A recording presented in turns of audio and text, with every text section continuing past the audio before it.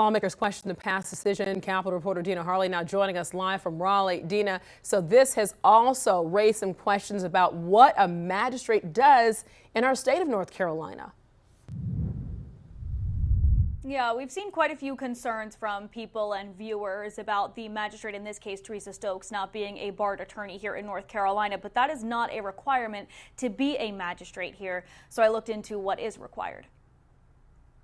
A gruesome scene playing out on the light rail in Charlotte as the man police identify as DeCarlos Brown brutally attacks and kills Irina Zarutska. The case has brought a magnifying glass to Brown's criminal history and a recent charge that he wasn't held in jail on. In January, Brown was charged with misuse of 911 but released on a written promise to appear for his next court date. That decision by Magistrate Teresa Stokes has raised concerns because Brown had previous felony convictions for violent crimes like robbery with a dangerous weapon. Well, I've heard from folks there in Charlotte. I've heard from folks in law enforcement. I've heard from folks who are attorneys who are telling me this is a problem. There's also been questions about Stokes' qualifications. In North Carolina, you do not need to be a barred attorney to serve as a magistrate. In fact, you don't even need a law degree. Here's all you need: residency in the county you'll work in, 8 years of experience as a superior court clerk or as a law enforcement officer, a 4-year degree or a 2-year degree with working experience. In this case, Stokes was within her authority to set release conditions for Brown, as magistrates are typically the ones to set those conditions for misdemeanor charges. They can also issue arrest and search warrants and accept some guilty pleas. Republican Congressman Tim Moore penned a letter urging Stokes' removal from office,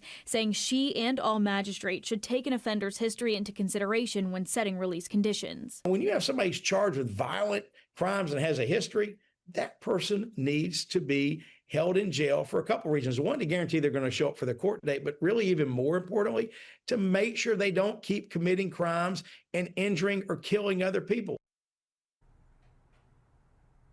And I did reach out to Mecklenburg County courts for more comment on this, but I didn't yet hear back from them. In Raleigh, Dina Harley, Queen City News.